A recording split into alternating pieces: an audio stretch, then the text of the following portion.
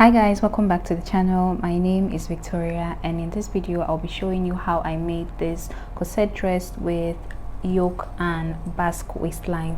This is going to be the continuation of my previous video where I shared the pattern drafting tutorial, so if you're yet to see that, make sure to check it out, and let's get started. So using the pattern, I've cut out the pieces that I'll be needing to make this dress. Here are the pieces for the cups. It's going to be a 3-part corset, and I cut out 2 pieces of fabric, lining and wadding using each pattern. And now here's the side front and the center front. Using the side front pattern, I cut out 2 separate pieces for the side front, while the center front was cut on a fold, as you can see. And now here's the yoke. Please note that I added 1/2 inch allowance for joining when cutting on the fabrics. So now I'm going to begin by joining the side front to the center front like so. But first I'll be adding some interfacing to each of these just to give it some strength. So I've gone ahead to do that. Now I'm placing the side front to the center front, right sides facing each other, and I'll be stitching on a 1/2 inch sewing allowance on both sides. So I've gone ahead to do that, and this is what it looks like. Next I'll be moving on to create the cups, and I'll start by joining the 2 bottom pieces together before attaching the top piece. So first I'll begin with my main fabric, and then the lining, and then the wadding. So here are the cups. I used my main fabric for the bottom part of the cup and velvet for the top.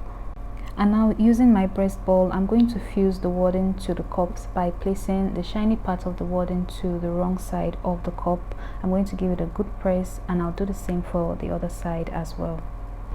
So I've done that, and here it is. What's left to do now is to attach the cups to the rest of the bodies.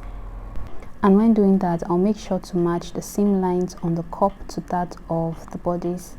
So I'll be placing the cup to the rest of the fabric, right sides facing each other like so, and then I'm going to sew using a 1/2 inch sewing allowance around the cup part. So I've gone ahead to do that, and here's what we have. So whatever I did to the main fabric, I did it to the lining as well, as you can see. Now if I were going for a corset without a yoke, all I have to do is place the lining to the main fabric, right sides facing each other like so, and then stitch along the chest area and flip it over. But for a corset with yoke, first I'll have to place the yoke in between the fabric and the lining. And in order for this yoke to be placed perfectly, first I'm going to be finding its midpoint by folding my fabric in 2, just like this. I'm also going to be folding the yoke as well. I'll make sure it's folded properly, and once it's properly folded, I'm going to be securing it with a pin so it doesn't move. Then I'll bring it to the main fabric just to make sure that everything aligns correctly. At this point, feel free to trim off the excess. I didn't do it here, and I had to do it after I have joined the yoke to the fabric.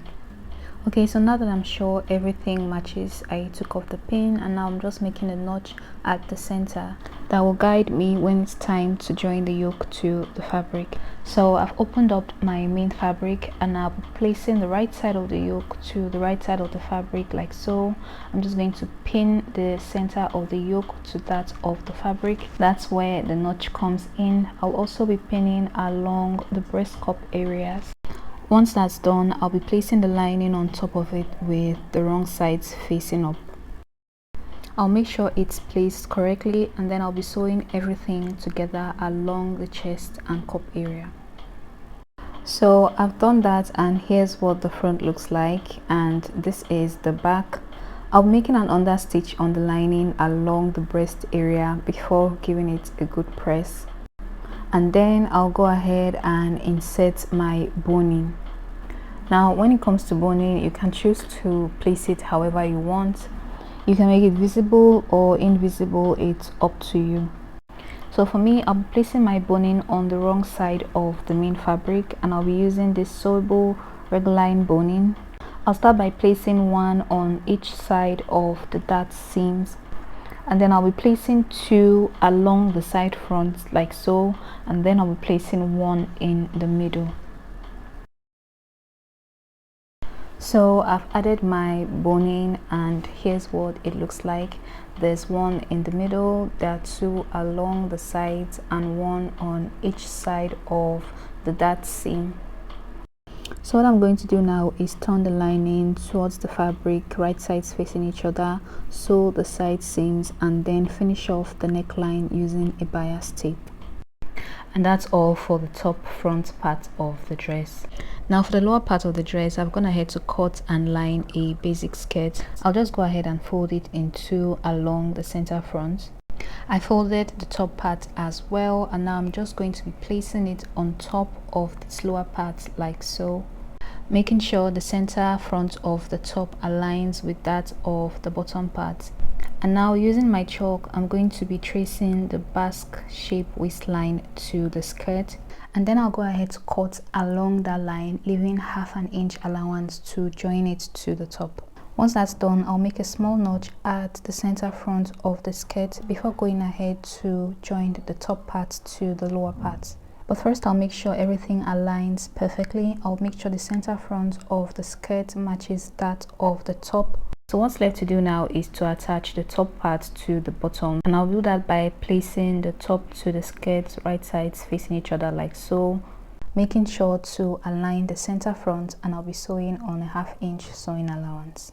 So now that I'm done with the front, I'll be moving on to the back. I've gone ahead to cut out the back pieces using the pattern. I also left half an inch all around, and to the main fabric I added some interfacing just to give it strength.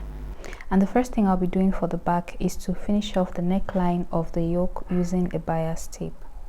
Once that's done, I'm going to be placing the right side of the yoke to the right side of the fabric like so. Then I'll be placing my lining piece on top of that, and then sew across the chest line. Also, when sewing, I'll make sure to leave about half an inch along the center back for my loops. So after sewing and turning to the right side, this is what it looks like. You can see the neckline didn't start from the center back. I left half an inch to attach the loops, and for that I made this very long strap using a black crepe fabric. I'm just going to be cutting out small pieces from this like so. Then I'm going to fold it in two and sew down the raw edge, and I'll do this for as many loops as I want. Once that's done, it's time to start placing the loops where I want them to be. The first one I placed 1.5 inches downwards from the beginning of the main fabric, and from there I'll be using 1 inch between the rest. You can see how I'm placing the loops. The folded edge goes inwards and the raw edge goes outwards. Once I'm satisfied with where they are, I'm going to start placing chalk marks on where the loops are going to be, so it will guide me when it's time to start sewing. Now I'll be placing the yoke back to the main fabric like so, and then I'll be taking the lining from under, turning it over to the wrong side and placing it on top of that. Then I'll take this over to the machine and make a straight stitch along the center back. So after doing that and turning it over, this is what it looks like. I did the same for the other side as well, and now it's time to attach it to the bottom part. Now for the back piece of the skirt, I already lined it and attached a zipper. Now I just have to place the top piece to this back piece right sides facing each other like so. I'll do so for each side and sew it together using a half-inch sewing allowance. After which I'll be joining the front to the back along the sides, and that will be all for the dress. You know, earlier I created this strap for the loop, so the rest will be used as a tie for the back. Now for the sleeves, you can add whatever sleeves you want. I ended up going for a cold shoulder sleeve, but I lost the footage, so I'll be posting that in a different tutorial. So we've come to the end of this tutorial, guys. Thank you so much for watching. Don't forget to like and subscribe to the channel if you haven't already, and I'll be seeing you in my next video.